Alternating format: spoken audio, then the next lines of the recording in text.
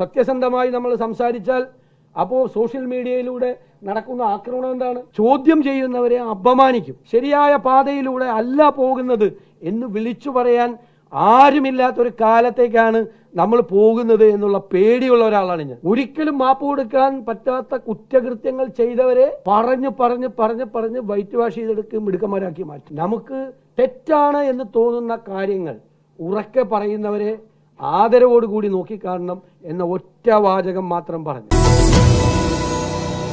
വിമർശനങ്ങളെ പറ്റി നമ്മൾ പറഞ്ഞു.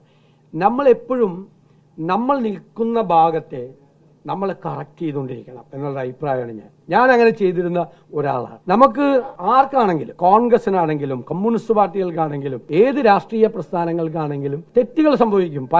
പല കാര്യങ്ങളും ഇപ്പോഴും വിമർശിക്കപ്പെടുന്ന പല കാര്യങ്ങൾ. ഞാൻ ഇവിടെ വലിയ ഇതിഹാസങ്ങളായ രാമായണവും മഹാഭാരതവും വിമർശിക്കപ്പെടുന്നില്ലേ? ഞാൻ എപ്പോഴും ആവർത്തിച്ച് പറയും. ആ 20-ാം നൂറ്റാണ്ടിന്റെ ആദ്യ പകുതി 21-ാം നൂറ്റാണ്ടിലും തനിയാവർത്തനം പോലെ ഉണ്ടായിക്കൊണ്ടിരിക്കുകയാണ്. ഇന്ത്യയിൽ മാത്രമല്ല, ലോകത്തിന്റെ എല്ലാ ഭാഗത്തും ഉണ്ടായിക്കൊണ്ടിരിക്കുകയാണ്. അത് വേറൊരു ഫോർമാറ്റില്ല, വേറെ പുതിയ സോഷ്യൽ മീഡിയയുടെ സഹായത്തോടു കൂടിയാണ്, ആർട്ടിഫിഷ്യൽ ഇന്റലിജൻസിന്റെ സഹായത്തോടു കൂടിയാണ്. പണ്ട് ഹിറ്റ്ലറുടെ കൂടെ ഗീബൽസ് ആയിരുന്നുവെങ്കിൽ ഇന്ന് ഏകാധിപതികളായ ഭരണാധികാരികളുടെ കൂടെ PR ഏജൻസികളാണ്. അപ്പോൾ ഈ രാഷ്ട്രീയ, സാമൂഹ്യ, സാമ്പത്തിക മാറ്റങ്ങളെ നിരീക്ഷിക്കുകയും വിലയിരുത്തുകയും ചെയ്യുന്ന ആളുകൾ അത് കറക്റ്റ് ചെയ്യാൻ വേണ്ടിയിട്ടുള്ള ശ്രമങ്ങൾ നടത്തും. അവരെ ഒറ്റപ്പെടുത്താനുള്ള വലിയ ആക്രമണങ്ങളുണ്ടാവും.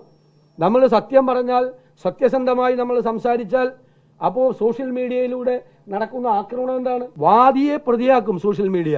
കൊടും കുറ്റവാളിയെ വെള്ളപൂശിയെടുക്കും, വൈറ്റ് വാഷ് ചെയ്തെടുക്കും. കൊടും കുറ്റവാളിയെ വെള്ളപൂശിയെടുക്കും. ഒരിക്കലും മാപ്പ് കൊടുക്കാൻ പറ്റാത്ത കുറ്റകൃത്യങ്ങൾ ചെയ്തവരെ പറഞ്ഞ് വൈറ്റ് വാഷ് ചെയ്തെടുക്കും, മിടുക്കന്മാരാക്കി മാറ്റും. ചോദ്യം ചെയ്യുന്നവരെ അപമാനിക്കും. അതിപ്പോഴത്തെ സോഷ്യൽ മീഡിയ ഇന്ത്യയിലോ കേരളത്തിലോ മാത്രമല്ല, എക്രോസ് ദ വേൾഡ് നടന്നുകൊണ്ടിരിക്കുകയാണ്. അവരാണ് കാര്യങ്ങൾ തീരുമാനിക്കുന്നത്, അവരാണ് മാനിപ്പുലേറ്റ് ചെയ്യുന്നത്. ഏകാധിപതികളായ ഭരണാധികാരികളുടെ കൈകളിലേക്ക് ഈ ടൂൾസ് എല്ലാം വരികയാണ്. അവരാണ് അതിനെ മിസ്യൂസ് ചെയ്യുന്നത്. ഒരു വല്ലാത്ത കെട്ടകാലത്ത് നമ്മൾ ജീവിക്കുമ്പോൾ നമുക്ക് തെറ്റാണ് എന്ന് തോന്നുന്ന കാര്യങ്ങൾ ഉറക്കെ പറയുന്നവരെ ആദരവോടുകൂടി നോക്കിക്കാണണം എന്ന ഒറ്റ വാചകം മാത്രം പറഞ്ഞു. അത് അവർ കറക്റ്റ് ചെയ്യാൻ നമുക്ക് നമ്മുടെ ചുറ്റും ആളുകൾ വേണം.